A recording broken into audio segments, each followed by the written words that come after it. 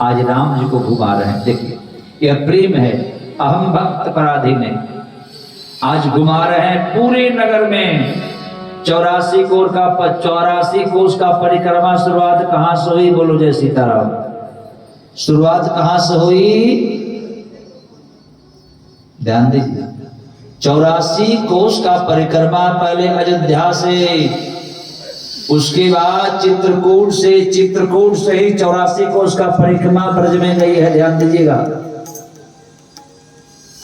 ये जो आप वृंदावन का परिक्रमा करते हैं, चित्रकूट से कामदगिरी से लेकर के वृंदावन तक था, और उसी तरह से 84 कोष का परिक्रमा जनकपुर में भी है। आज छोटे छोटे बालक आज भगवान राम को पूरे 84 का परिक्रमा करवा रहे हैं। ध्यान दें, इसी का ध्यान देने वाली बात है कि आज भगवान राम 84 में जीवों को चक्कर कटवाते हैं।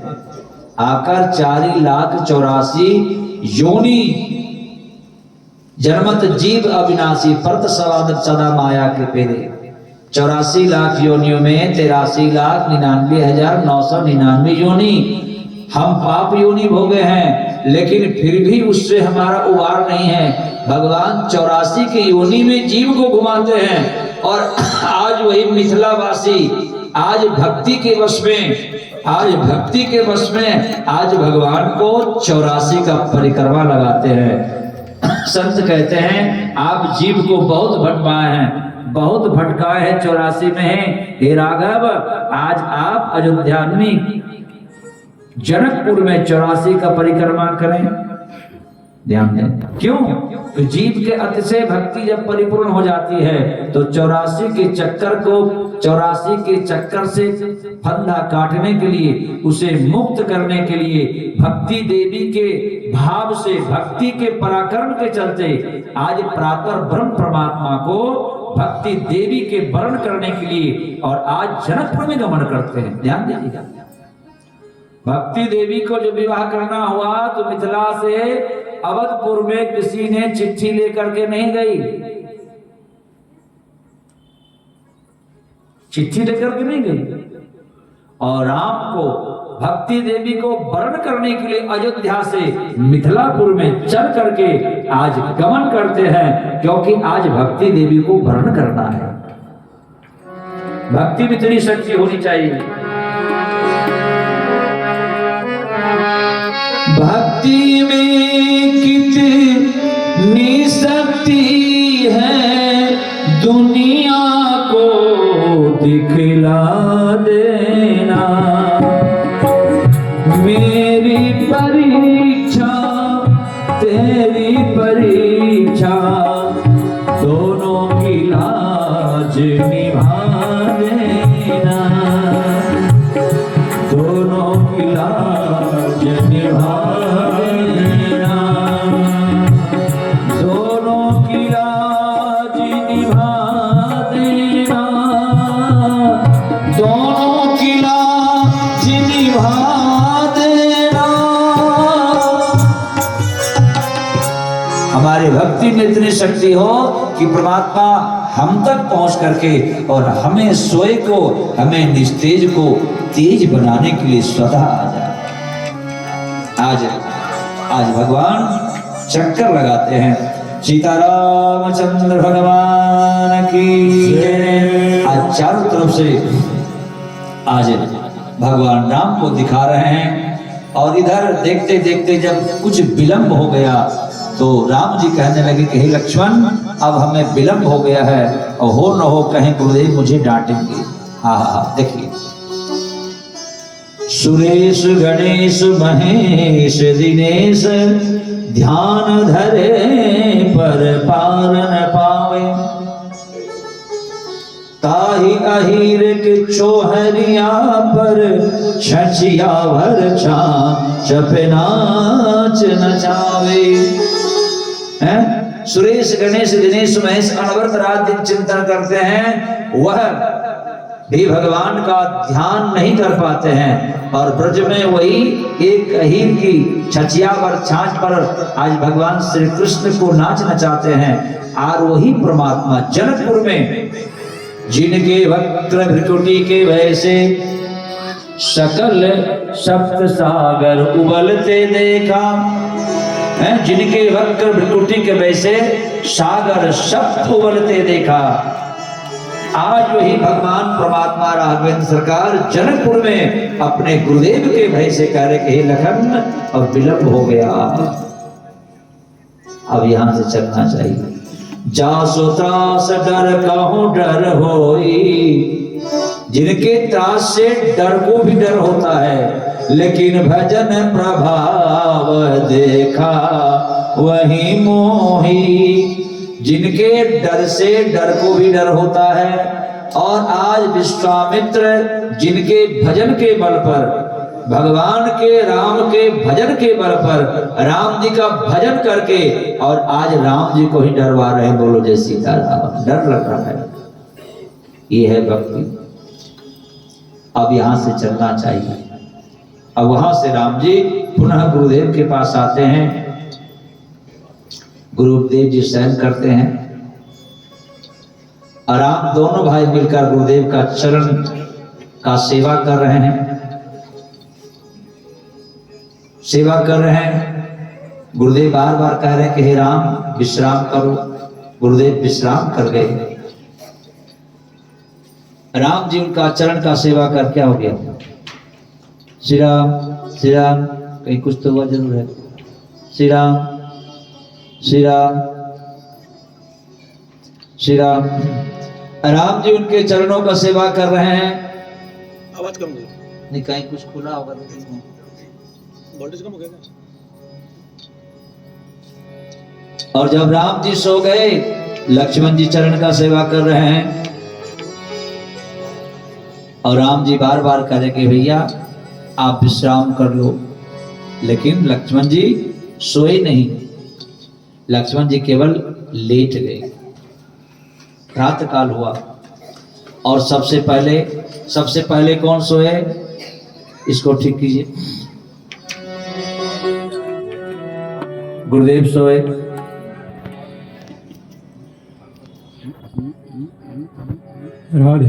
बाद में भगवान राघवेंद्र सरकार सोए उठे कि भगवान सूर्य नारायण को प्रणाम करो, उनसे आशीर्वाद प्रदान करो। महाभारत पर्व में ये नियम है, एक बार भगवान श्री कृष्ण अर्जुन से मिलने के लिए आए, और जो ही अर्जुन से मिलने के लिए अर्जुन को नींद आ गई, वह चादर तान के सो रहे थे, तब तक सूर्यदेव उदित हो गए। और जो ही कृष्ण जी ने आवाज दिया कि अर्जुन, उस समय सूर्योदय हो गया था। कहा कि तुमने अपने मौत को निमंत्रण दे दिया है। बोलो जय सीताराम। तुम्हारे साथ कुछ भी हो सकता है, और वही हुआ।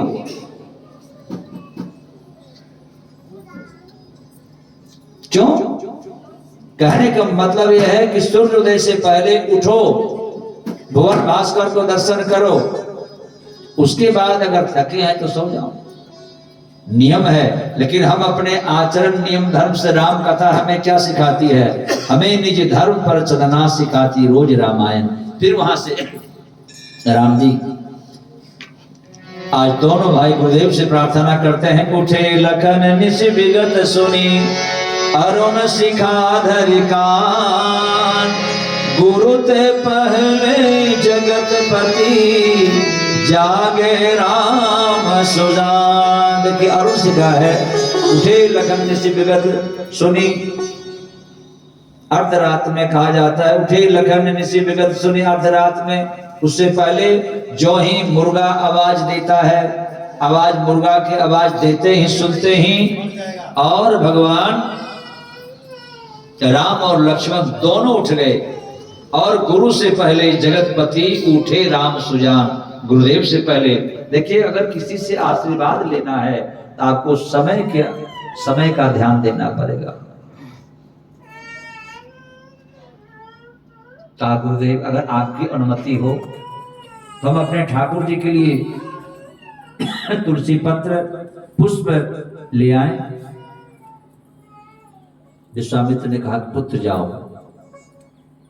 आज भगवान राम जी से अनुमति लेकर, भगवान विश्वामित्र से अनुमति लेकर के दोनों भाई कहां चल रहे हैं? पुष्प वाटिका। सीतारामचंद्र भगवान की जय। जनक पुष्प वाटिका का जो प्रसंग है, जिस प्रकार से आप रास पंचायत देखते हैं और जीव और शिव का नहीं, ब्रह्म और भक्ति और ब्रह्म का आज प्रथम मिलन है। सीतारामचंद्र भगवान आदि शक्ति प्राप्त और ब्रह्म परमात्मा से आज मिलन है। इसलिए जीव को अगर परमात्मा का दर्शन हो जाए तो जन्म जन्मांतर से उसे छुट्टी मिल जाती है और शाश्वत निर्वाण और निर्वाण दोनों को प्राप्त करता है। आज दोनों भाई श्री राम जय जय राम, श्री राम जय राम, क्या हो गया? जय जय राम, श्री राम जय जय राम, श्री राम जय राम। गला पकड़ रहा है, ध्यान दे। श्री राम, ठीक है, श्री राम। का स्पीकर लगता है बंद। बिना बुलाए आपके घर में नहीं जाएंगे, किसी भी बिना यज्ञ अनुष्ठान के, बिना त्रिकाल संध्या किए हुए आपके घर में अन्न प्रसाद का ग्रहण नहीं करेंगे। इस तरह से नियम है। कभी ऐसा सुयोग बने आप चलकर दर्शन करें। जैसे आज विश्वामित्र की अनुमति लेकर के आज राम और लक्ष्मण पुष्प वाटिका में जा रहे हैं, इसी तरह से आज भगवान राम जी भी मालीगण से पूछ रहे हैं इस सुंदर दृश्य को देख करके कि हे गुरुदेव, नहीं, राम जी आज पत्र पुष्प लेने के लिए जनकपुर के पुष्प वाटिका में गए हैं और मालीगण राम जी को देख करके विचार करने लगे। उधर राम जी चलते हैं, इधर माता जानकी जी अष्ट सहेलियों के साथ गौरी पूजन के लिए कहां जा रही हैं? उसी जगह। सीतारामचंद्र भगवान की जय। आज मालीगण जा रहे हैं, माली से पूछ रहे हैं भगवान राम कि भैया मैं फूल उतार लूं? लक्ष्मण जी ने कहा कि भैया ये बताए, हम राजा जनक जी के अतिथि हैं, हमें इसमें पूछने की क्या बात है? लेकिन भगवान राम ने कहा बेशक हम अतिथि हैं, लेकिन इस पुष्प वाटिका का जो सेवक हैं वह माली है। इस शास्त्र और मर्यादा है कि बिना उनसे पूछे, बिना उनसे अनुमति लिए हम एक तुलसी का दल ही उतार नहीं सकते हैं। और इसी जगह भगवान श्री कृष्ण होते तो उसे सीताराम करके, राधे श्याम करके, धक्कम धुक्का दे करके फूल उतार लेते, लेकिन भगवान राम जी ने ऐसा नहीं किया। इसी बीच में जानकी जी भी अष्ट सहेलियों के बीच में गौरी पूजन के लिए आ रही हैं और इधर भगवान राम जी कहाँ हैं? पुष्प वाटिका में आए और राम जी को देख करके, और पुष्प वाटिका के जो माली हैं वह भगवान को देख रहे हैं। नक्श वर्णन देख करके कहा कि शायद आप वही हैं जो कल आप पूरे जनकपुर वासियों को अपने मोहने रूप में मोह डाले, मोहनी मंत्र से आपने सभी को मंत्र मुग्ध कर दिए।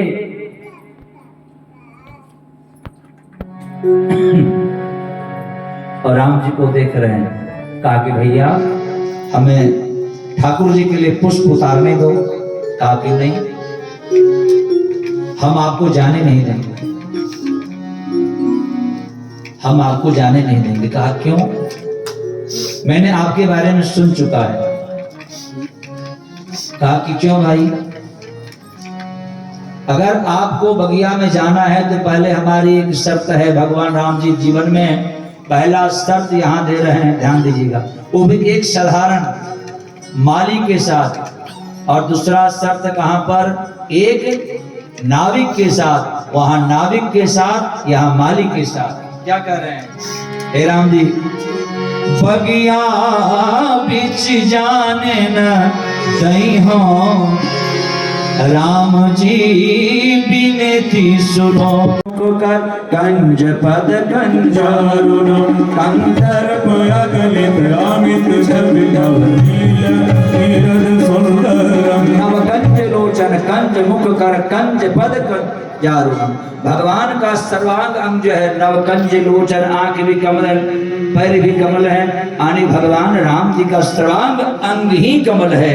इसलिए अगर आप जाएंगे उस कमल पर बैठे हुए, पुष्प पर बैठे हुए जितने भी भंवरे हैं सब मरा करके प्रभु आपके चेहरे पर लुढ़क जाएंगे।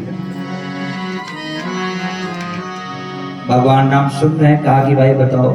दूसरी बात है, अगर आप जाएंगे तो मैंने सुना है राउर दोष न पायन को है। केवट ने कहा कि प्रभु आपके चरण का दोष नहीं है, आपका पायन का भी नहीं है, पायन में लगे हुए जो है रज है उसका दोष है। लेकिन आज माली कह रहे हैं कि प्रभु इसमें भी मैंने सुना है चरण छुअत। उन्होंने कहा कि बताइए जब आप गए चरण छुअत, अगर आप जाएंगे तो उसमें केवल पत्थर हैं, पत्थर के अगर पत्थर उस पर आपका पैर अगर पत्थर पर पड़ा, अगर आप मत जाएंगे पुष्प उतारने के लिए, आप पैर धोकर जाएंगे नहीं, आप पैर धुले हुए नहीं। राम जी ने कहा कि मैं सरोवर से पैर धो के आऊंगा, कहा कि आप सरोवर में जाएंगे पैर धोने के लिए। अगर आप सरोवर में गए उसमें माणिक मोती इत्यादि से पत्थर से जड़ित है और कहीं आपके चरण लगते ही वह पत्थर फिर शिला से नारी बन गई तो क्या होगा? भगवान सोचा ही क्या हो रहा है। शरण छुअत शिला करी गई, कर छुअत बिटप उड़ जई है। राम जी बिनती सुनो, कर छुअत बिटप उड़ जई है। राम जी बिनती सुनो, बगिया बिच जाने न दई हो। बिनती सुनो, हम आपको नहीं जाने देंगे। कहीं आपने एक भी पुष्प को छुआ तो सारे बिटप जो उड़ जाएंगे। किस तरह से? जैसे आपने शिला के स्पर्श से ही गौतम की नारी स्त्री में परिणत हो गए। तो लक्ष्मण जी ने कहा कि भैया ये बताओ इसे कैसे मालूम हो गया कि हमारे चरण से, आपके चरण से शिला जो है नारी बन गई? कहा कि देखो वहां ज्यादा दूर नहीं, वहां बक्सर से मिथिला ज्यादा दूर नहीं है। क्योंकि देखिए अगर आप जाएंगे सरसोपान शिला पर सत, कहीं आपके पैर इस शिला पर पड़ गया। सरसोपान शिला पद पर सद, हे प्रभु ये जितने भी सोपान है, सीढ़ियां बनी हुई है, सब पत्थर के हैं। अगर आपने भूल से किसी पत्थर पर पैर रख दिया तो क्या होगा? प्रभु सब नारी बनी जई है। राम जी बिनती सुनो, प्रभु नारी बन गई है। राम जी बिनती सुनो, प्रभु सब नारी बनी जई है। क्या है? राम जी बिनती सुनो, बगिया बिछ जाने न गई है।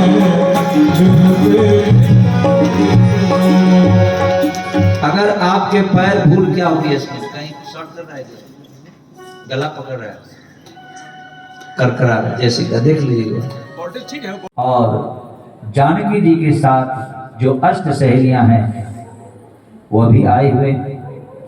तेहि अवसर सीता तह आई, गिरिजा पूजन जननी पठाई। आज पहले